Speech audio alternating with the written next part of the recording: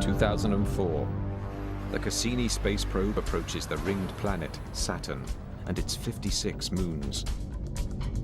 It discovers something almost unimaginable, conditions that might support life. And if those conditions could exist so close by, what might we find in the next galaxy? On a planet just like Earth.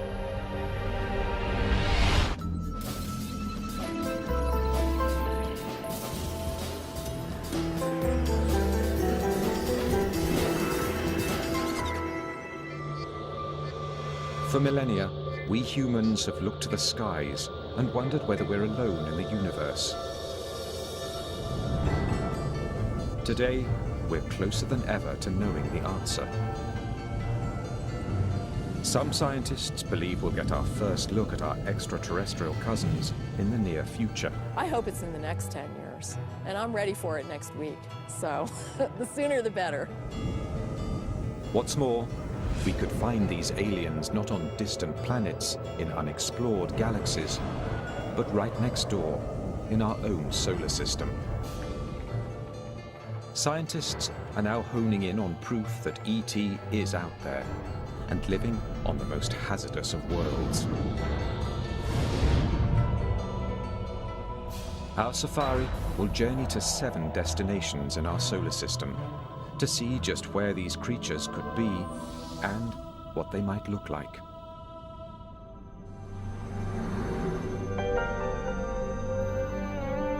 These exotic lands are unimaginably harsh. Life as we think of it would perish in an instant. But alien life may be far tougher than we expect, as we're learning from a surprising group of living things right here on Earth. Until just a few decades ago, we were sure our planet was unique. It is the only one we've found so far that has nurtured the evolution of millions of species. Thanks to its abundant sunshine, warm water, and protective atmosphere. We logically concluded that life needed each of those things, a conclusion that ruled out all other known worlds in our solar system. But then, biologists began combing some of the Earth's darkest and coldest places. And to their surprise, they found living, breathing creatures. Biologists call these organisms extremophiles. Some don't need light or oxygen. Others survive in tremendous atmospheric pressure. It seems life can turn up practically anywhere. Take Antarctica. After years of searching this arid, frozen landscape, scientists doubted they'd find anything alive. But in 1999, a team of explorers unearthed a rock from 6 feet under the ice. What they found amazed them. When they cracked the rock open, they found it teeming with tiny creatures. Here, at temperatures of 68 degrees below zero and 6 feet under solid ice, life had found a foothold. Biologists have been increasingly discovering life, not kangaroos, but, simpler forms of life that live at very cold temperatures, very high temperatures, very great pressures, even in places where there's sort of a high degree of radiation. It turns out life is able to live in a much wider variety of environments on our own planet than we used to think. And if life can survive extreme conditions, not just here at home, but elsewhere in our solar system, think of what this could mean. Unless there's something extraordinarily miraculous about our solar system or our planet, then life has got to be extremely commonplace. I mean, there's got to be large numbers of worlds with life, and some of them would have cooked up intelligent life. In the beginning, our Earth was as deadly a planet as any.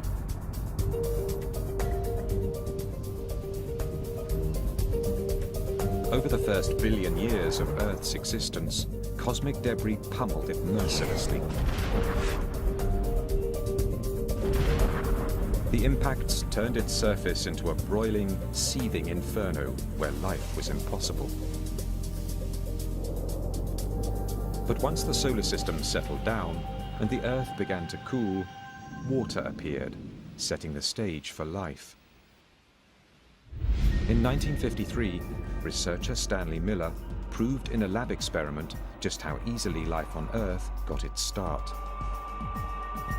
He combined water with hydrogen, methane, and ammonia, components of the Earth's early atmosphere. Then he zapped his solution with an electric charge to simulate lightning. His results shocked the world. Miller had created organic molecules called amino acids, the protein building blocks of all living things. If lightning helped jumpstart life on Earth, could it have done the same on other planets? Galactic probes have now found the ingredients in Miller's experiment throughout our solar system, including one essential to life. One of the requirements that every form of life that we know about on Earth has, every single one, is liquid water. We've used evidence for liquid water to kind of guide our search for habitable environments. Our safari is headed to 7 worlds, some possibly rich in water, where scientists believe aliens might be hiding. While any life there might have begun much like life on Earth, how it looks now is anyone's guess.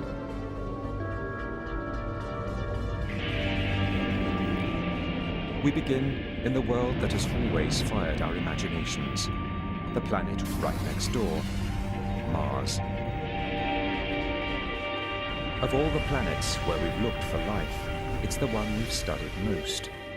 The scientist who may get the first look at Martians, if they're found, is Steve Squires, principal investigator for NASA's Mars rovers. Mars has always had, among all the planets, I think, a special fascination for humans. For a very long time, we've known enough about Mars to know that it is probably the most Earth-like. It may be the most like Earth, with an atmosphere and seasons, but we humans would perish quickly on Mars. Its air is thin, 40 times thinner than the air at the top of Mount Everest. And it sits in a bad neighborhood of our solar system, near an asteroid belt. Its atmosphere is too flimsy to protect it. Asteroids continually bombard its surface. Violent winds can whip Mars's sandy soil into storms that consume the entire planet for weeks and spawn tornadoes 8 kilometers high. Midday temperatures at the equator of 1 degree Celsius fall to -70 at night.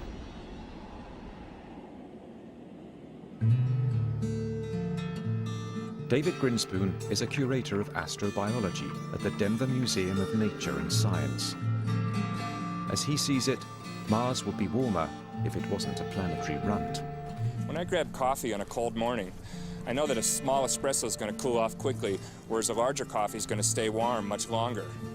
Large objects stay warm longer because their interiors are shielded from the outside where the cooling occurs. And planets are exactly the same way. A small planet will cool off early in its history. A larger planet like Earth will stay warm for billions of years, which makes it a better place probably to look for life. Despite Mars's drawbacks, it has always fascinated scientists because its terrain seemed to give evidence that it might support life. Its dynamic landscape of mountains, volcanoes, and deep ravines is not unlike our Earth. To early astronomers, these features look like oceans and rivers, and even a system of canals, supposedly not just supporting life, but actually produced by it. Percival Lowell in the United States observed these things and inferred that, in fact, these things were so straight and so regular in geometry that they had to have been the product of intelligent life. Okay? Well, he was right. The problem was the life was at the wrong end of the telescope. In viewing this thing visually through a telescope eyepiece, the human eye-brain combination started to connect things that weren't really there. Lowell was not alone. Some scientists were shocked when the probe Viking 1 beamed back this image. Is that a human face? Perhaps produced by Martians in their own likeness?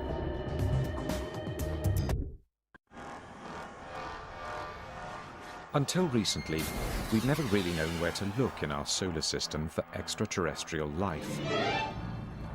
But we've always known what the aliens would be like once we found them. Consciousness. I was on a table.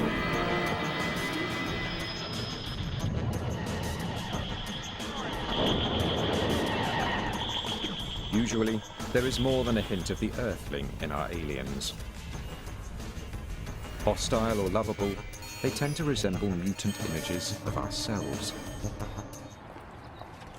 As a senior astronomer at the Search for Extraterrestrial Intelligence Institute in California, Seth Shostak has spent his career listening for the radio waves of a distant alien society.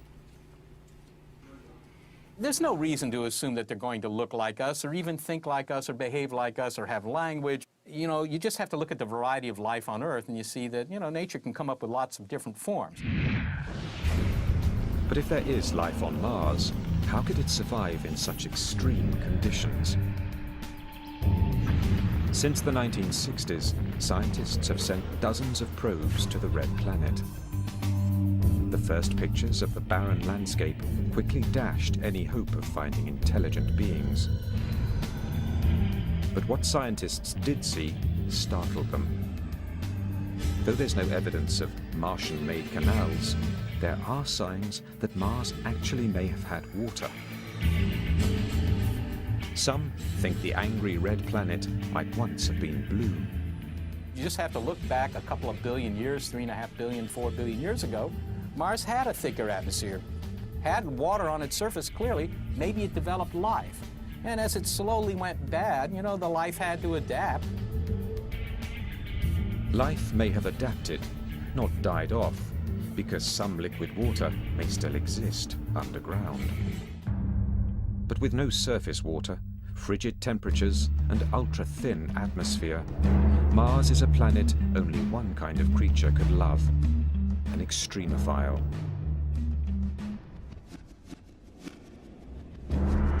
Extremophiles thrive in the cruelest of places.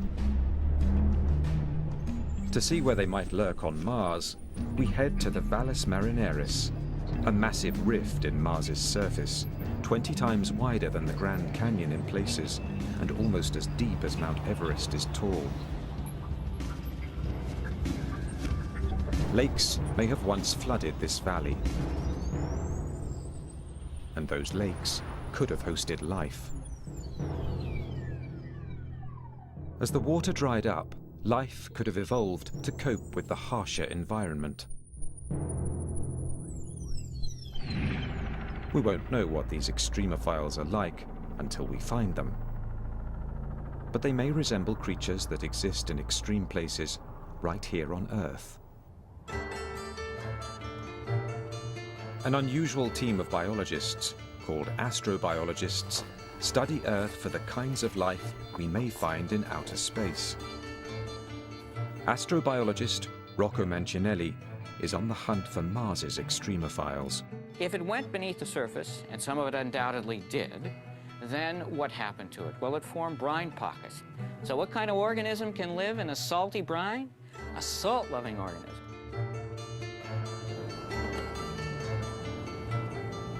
Astrobiologist Chris McKay thinks he knows the kind of salt-loving creatures that might survive on Mars. Creatures much like those he's found in one of the driest, saltiest places on Earth. The fundamental challenge to life on Mars is, in a sense, the fundamental challenge of life here in Death Valley. It's dryness. That is the hardest thing for life to adapt to. Thousands of years ago, a salty lake covered Death Valley, just as lakes filled Mars's Mariner Trench. This is still wet, a little wet. This appears like a lifeless place, a big, flat, white, empty horizon. But yet, just below the surface, we find layers of algae and bacteria growing. They're living in an environment that in many ways is fundamentally different from the environment that we sense on the surface. Here you're in a place which looks lifeless, looks dead, and yet you dig down and hidden underneath, there it is. Beneath the salt is a layer of hardy green algae that survive on the water and light that trickle through. The algae in turn feeds salt-loving microorganisms. Here in deserts on Earth, dried, salty lake beds, we're going to find them on Mars as well. Salty deserts are not the only places life might be hiding on the red planet. There are Mars's tremendous volcanoes, some of them 6 times larger than those on Earth.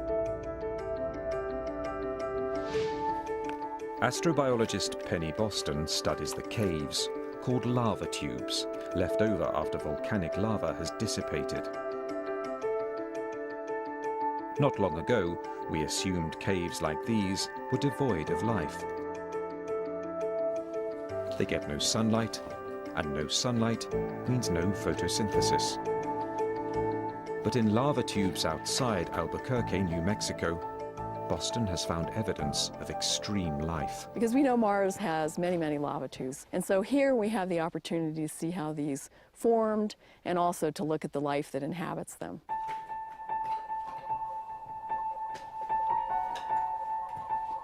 The extremophiles Boston has found appear to be thriving. They get their energy by feeding on the minerals in the cave wall. So here we're up close to the wall, and you can see these white patches here growing against the black basalt. And each one of these is like a major city for these little guys. They're all nestled in these little pockets in the basalt. And so these guys are permanently adapted to these freezing temperatures. They never see any light, and they get what they can find in the environment. Are there creatures like these in the caves below Mars's volcano fields? Boston thinks so.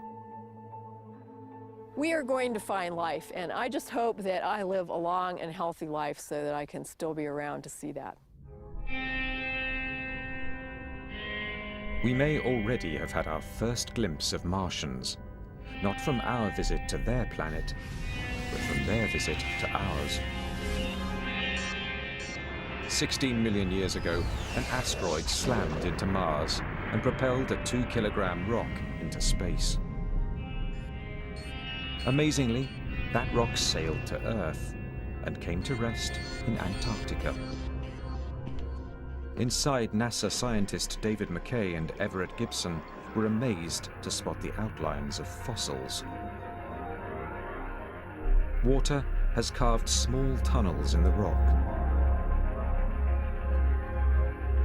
And in these tunnels, McKay and Gibson found what they believed to be evidence of bacterial life. These are little microbes, and they're dead, and they're fossils, or in some cases, we don't even see the forms. We see the footprints or the evidence that they were there. Life from Mars? Maybe. The hunt is only just beginning. NASA plans to send a rover called Phoenix to Mars. It will study the planet's ice cap and probe 3 feet beneath the surface. NASA even has a plan to send human visitors. They may not meet the little green men of our imaginations, but they could encounter life in some form. What will it look like? It is likely to be a subterranean dweller with an ability to survive on little water. Perhaps an organism with a taste for minerals, like the creatures in the lava tubes of New Mexico. Even the smallest find would have enormous implications. Proof that life is not unique to Earth, but exists just next door.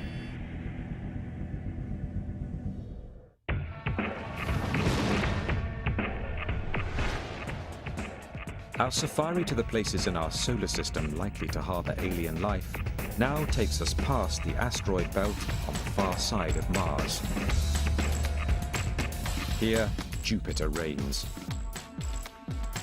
But this planet, the largest in our solar system, is fairly hostile to life, thanks to its toxic gases and overpowering gravity.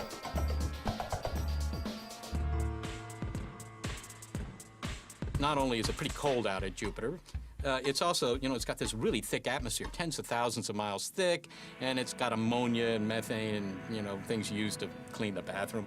But Jupiter has more than 60 moons that we know about. At first glance, those moons would seem unlikely places to seek alien life. Their atmospheres are thin, and they are inhumanly cold. The temperature on Callisto is lower than -200 degrees Celsius. The scientific probes Voyager and Galileo have detected little on the surface of these moons but ice, with one dramatic exception. Io is one of the closest moons to Jupiter. When NASA sent Voyager 1 to Io in 1979, astronomers were astonished to find its surface roiling with giant volcanoes. Io is the most volcanically active place in the solar system, just spewing volcanic material from its surface all the time. What could be heating the interior of this frigid moon? Amazingly, it's the force of gravity from Jupiter. The giant planet exerts enormous gravitational pull on its moons. The closer the moon, the stronger the force. So strong, it can actually stretch their crusts. But some of these moons have elliptical orbits, so as they near Jupiter, the crust stretches towards it. When they move further away, the crust relaxes back towards spherical. This constant tidal movement creates friction deep inside, and that friction generates heat. It's like rubbing two sticks together to start a fire. The pull of Jupiter is heating Io from the inside out. Volcanic fumes and lack of water make Io inhospitable to life. But Jupiter's other large moons are more distant, close enough for Jupiter's gravity to warm them from within, but distant enough to remain calm on the surface.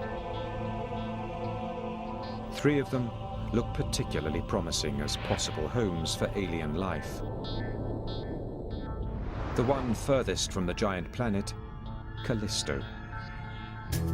On its surface, Callisto looks like our moon, scarred and cratered by countless hits from asteroids. Those impacts may have melted the surface ice for brief periods, allowing life to take hold. But in 1998, the Galileo spacecraft detected a much more promising incubator deep beneath Callisto's surface. Radioactive rocks and tremendous pressure in its core generate heat inside Callisto. The heat may be melting its icy crust from below, creating a hidden ocean. And hidden oceans could mean hidden life. As we fly closer to Jupiter, we find its largest moon, Ganymede. Ganymede is also deeply scarred. Ridges rise above its surface. Those bright spots are craters as big as 5 kilometers across and likely to be lined with frost. But these photos offer the most compelling clues to where life here might hide. They show flowing glaciers, glaciers that resemble those on Earth. Ganymede's moving glaciers could also be signs of heat within.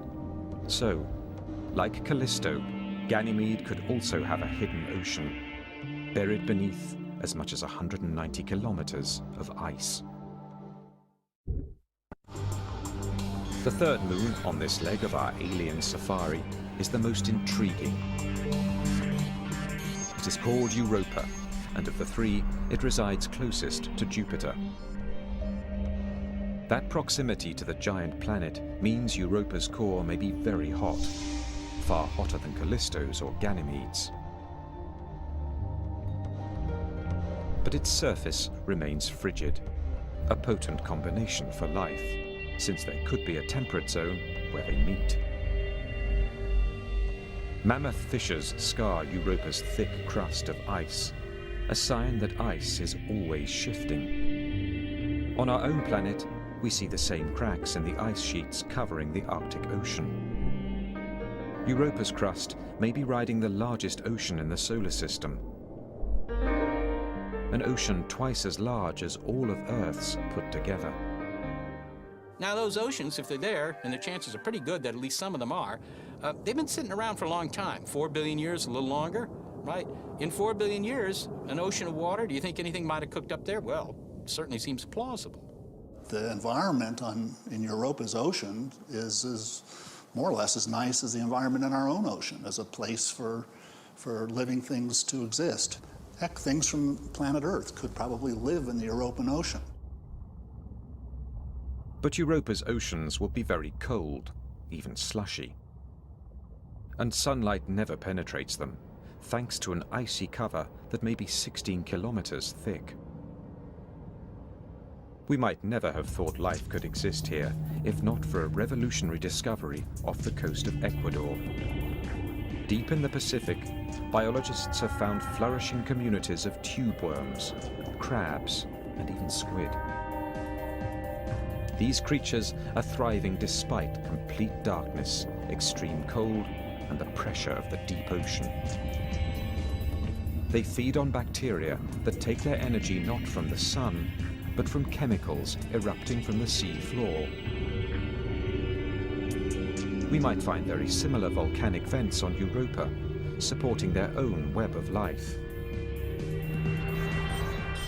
To find out, NASA scientists would like to put a lander on the European surface. Some would like to send a cryobot, a robot that would melt the ice and release a probe into the liquid below. That's not so hard to do. You just have to melt your way through.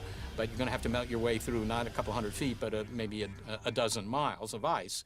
And send down a fishing line with maybe a video camera and a light bulb on it and look around.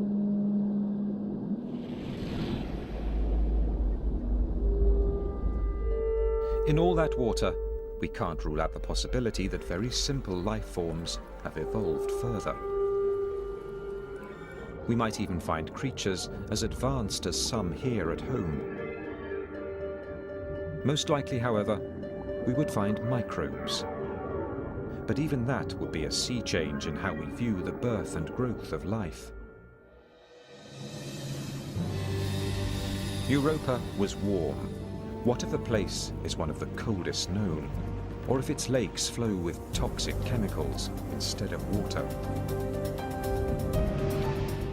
These are the worlds we find as our safari continues even deeper into space.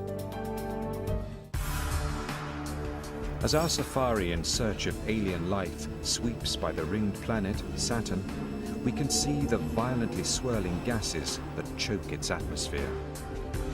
We can also feel Saturn's gravity, weaker than Jupiter's, but still formidable. We'll keep moving. We're not likely to find living things here. Saturn's rings are also extremely inhospitable. They're made of rock and ice, as small as a grain of sugar or as big as a house. But Saturn has many moons, 56 that we've spotted so far. Our safari heads first to one of those moons, a tiny frigid satellite called Enceladus, just 500 kilometers in diameter. Here, gravity is very weak, a fraction of that on Earth. And Enceladus has hardly any atmosphere. It reflects back into space almost all the sunlight that hits it, making it the shiniest object in our solar system. Until very recently, we also thought Enceladus was too cold to support life. It appears we were wrong. In 2005, after a 7-year journey, the Cassini spacecraft approached the tiny moon and detected something that stunned the mission's principal investigator, Caroline Porco. So this was the picture that just, you know, grabbed us. Just was shocking. Those are plumes made of water from a geyser. The geyser's steam and hot water hit the cold vacuum of space and explode into a jet of ice. With little gravity to rein it in, the ice cloud can grow as big as Enceladus itself. Porco has never seen anything like it anywhere else.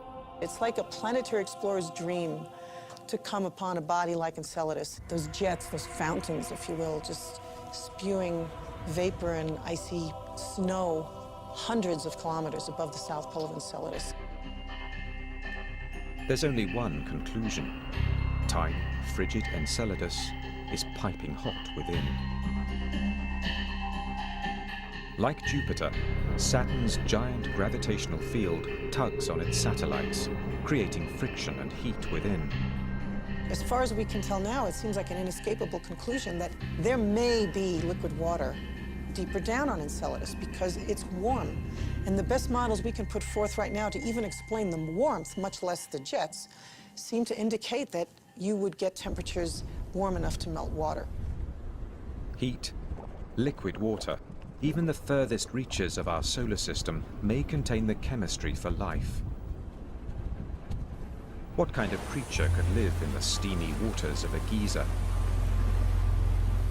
Thanks to hot springs back on Earth, we have some idea. At one point, we assumed nothing lived in the steam-driven fountains of Yellowstone National Park. But then, biologists discovered microbes in these waters. Microbes that feed on chemicals dissolved in the water. Today, we call them thermophiles. The hardiest can thrive in boiling water. Could there be thermophiles on Enceladus? To find out, our safari takes us in for a close-up of this extraterrestrial Old Faithful. It's too cold for anything to live near the surface, but temperatures there are minus 165 degrees Celsius. But what about the hot water inside? In the ice plume above Enceladus, Cassini's probes have found carbon dioxide and methane, chemicals that could feed life below. Just as the chemical-laden springs of Yellowstone feed microbes living there. We have a body that very, very likely has liquid water in its interior, has shown us already it's got simple organic compounds and, you know, a whole host of things that make it, I think, a major body of astrobiological interest in our solar system. If Enceladus has been a shock, astronomers have been astounded by another of Saturn's moons, Titan. It may be the unlikeliest to harbor life. Titan gets only a limited amount of sunlight, about 1,000th as much as Earth. Probes sent to Titan have detected ice, but no liquid water. And at temperatures of minus 138 degrees Celsius, that ice is hard as stone. What could possibly make Titan a promising environment for alien life? Remarkably, Titan in many ways resembles the Earth, but not the one we know now. Titan has turned out to be the body fantastic in the Saturn system, which is long suspected of having an environment at the surface, not only similar to the kind of environment we find here on Earth, even, believe it or not, similar to the kind of environment we had on Earth before the emergence of life.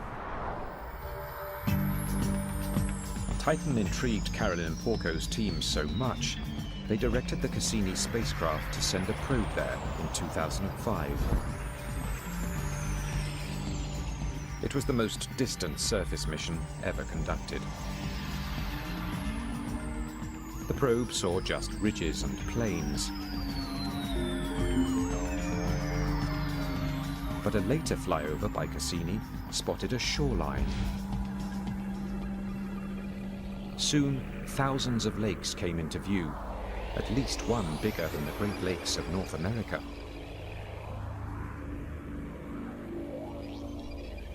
It's the first time we've ever detected liquid on the surface of another celestial body.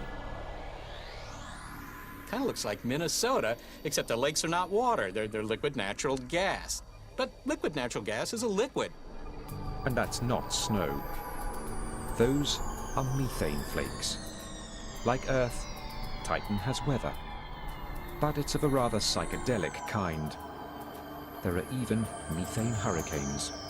It's not water, it's methane, doing all the exact same things. Raining, evaporating, flowing in rivers. So you have something that is basically doing what water does on Earth. On Titan, only it's methane. A similar scene may have existed on Earth 4 billion years ago, making scientists suspect that Titan could also be an incubator for life. Chemistry does go on. At those cold temperatures, it's really slow. But Titan has had 4 billion years in which to do some chemistry, and maybe in that period of time, maybe something is cooked up. It would have to cook up without liquid water, something we've never seen before. But scientists aren't ruling it out. The substitute could be the methane, so abundant on Titan. Used for fuel on Earth, methane was long thought poisonous to all life. But in 1997, researchers examined mounds of methane ice in the Gulf of Mexico, and they were astonished to find colonies of small, centipede-like worms thriving amid the frozen substance. They think the worms may eat bacteria that feed on the methane. In general, things that we think of as deadly, many of them are potentially lively if you can figure out an evolutionary way to tap into that energy rather than having it destroy you. Then it can be bountiful. There could be one more complication for life on the surface of Titan. With only a weak magnetic field to shield it, living things on the surface could be exposed to cosmic radiation. But that might not be a problem for an extremophile, as we found here on Earth. Biologists have uncovered plenty of life near Chernobyl's contaminated nuclear reactor. And even swimming in toxic radioactive spills, actually feeding off the decaying molecules. It's possible Titan's life forms could do the same.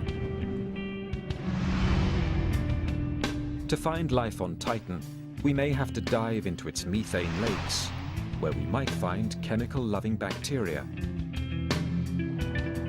We may even find microbes resistant to radiation, not unlike those here on Earth at Chernobyl, living on its rock-hard ice sheets. Organisms that eat methane might give off heat, melting the ice, possibly creating another fountain for life. There's no doubt, life on Titan would be a strange brew. But we have yet to visit the most bizarre world where scientists believe life could exist. And it's much closer to home. Our safari of the world's most likely to harbor alien life has taken us far. We've visited frigid deserts, submerged oceans, and methane lakes. But the world we are about to visit may be the most extreme of all. For our final stop, we are turning back toward Earth, to Venus, our closest planetary neighbor in the solar system.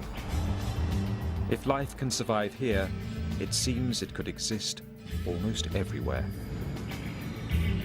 To reach the surface of Venus, we have to fly through a dense layer of yellow clouds, 64 kilometers deep, with a composition similar to battery acid. The atmosphere here is 90 times heavier than Earth's, too heavy for a human to tolerate. On the ground, there are extinct volcanoes and lava flows as far as the eye can see. They cover 85% of the planet's surface. It is hard to believe Venus once had vast oceans. You basically had a runaway greenhouse effect where as it starts to get warmer, the oceans start to evaporate, and then that puts water vapor in the air. Well, water vapor is a potent greenhouse gas, so that's what leads to the runaway. The oceans basically boil off, and then the CO2 all ends up in the atmosphere, and so today you have this very hot, hyper greenhouse planet. With temperatures around 460 degrees Celsius, Venus is even hotter than Mercury, the planet closest to the Sun. Not a surface hospitable to life. Life as we know it cannot exist on the surface of Venus because organic molecules would just be ripped to shreds by the hot gases. But we've stopped here, not because of what's on the ground, but what's in the air. In 1982, the Soviet spacecraft Venera 14 visited Venus. In the clouds, 50 kilometers up, it detected temperatures much cooler than on the surface. What's more, it found the molecules so critical for life, H2O. So far, every bit of water we've found beyond Earth is frozen solid.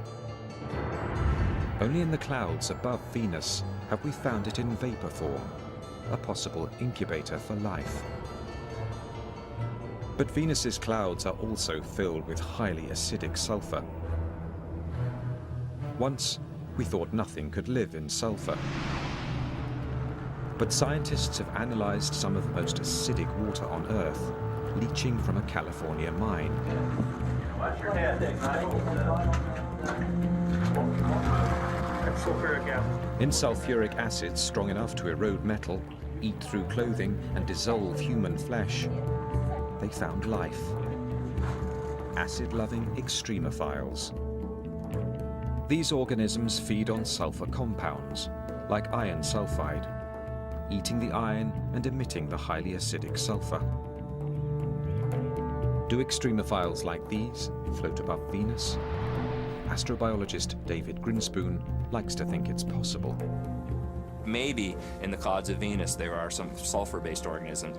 Sulfur actually absorbs ultraviolet light in interesting ways, and I'm just imagining that there's maybe some kind of photochemical reaction going on where ultraviolet light is actually being used to convert chemicals into some higher energy state, which then is basically being eaten. What will these aliens be like if we do find them? They would have to tolerate high temperatures and enormous atmospheric pressure. They would also need to thrive in acid concentrations, deadly to most life forms. Perhaps they might resemble a hardier version of the acid-resistant extremophiles in California's mine. We keep finding that life lives in places that we used to think were inhospitable. So whenever we say, oh, it's impossible, you couldn't have life in the clouds of Venus, I think we have to be very careful because they might just reflect our own ignorance or our limitations on our own imagination, and maybe not real limitations on the ultimate creativity of nature, which seems to find solutions to these problems. As our safari returns to the cool, blue, lush and lively world of Earth, we can see why we so revere its life-sustaining gifts. But, as we are learning, even the most extreme environments can harbor living things. Extremophiles may resemble the first version of life in our universe, and they could even be the most common. Could they have evolved further from these humble beginnings? Could intelligent life be out there as well? For more than 40 years, scientists at the Search for Extraterrestrial Intelligence Institute in California have been searching the skies for answers to that question. Astronomer Seth Shostak believes he'll know the sound of alien life when he hears it. We have a couple of observing projects to try and find signals. The biggest one are our radio searches, and that's where we use big arrays of antennas, and we point these antennas at nearby star systems that we think, well, this is the kind of star that might have a planet that might be something like Earth. We point in those directions, hoping to pick up a signal that would tell us that somebody there is clever enough to build a radio transmitter. It's a safari that never leaves home. Astronomers have also recently captured enough light from planets in distant solar systems to deduce their chemical makeup. They have found elements that may help form RNA, one of the building blocks of life here on Earth. And 20 light-years away, in the constellation Libra, a team of European astronomers has found a planet that could be warm enough to have liquid water on its surface, just like Earth. Meanwhile, headed to the furthest reaches of our galaxy are 4 spacecraft launched in the 1970s. Aboard 2 of them is a map of our solar system and the image of a man and a woman. 2 others carry a sample of uranium, whose rate of decay would date the probe, regardless of language. The 2 are also carrying what could be the most universal message of all, a recording that includes a composition by Bach. Just don't expect news anytime soon. These intergalactic postcards from the Earth will take 80,000 years to reach the nearest star. Our search for life beyond Earth has only just begun. There are billions of planets yet to be explored. Every one of them holds the tantalizing possibility of life. Even intelligent life. Just in the face of this enormity, the idea that we're the only game in town it just doesn't seem reasonable. I think the question of whether we're alone is profoundly important for human beings in general. If you're aware, you really have to ask that question. Somewhere in a galaxy, known or unknown, something or someone could be looking out into space, peering at the Milky Way and wondering, is there life out there?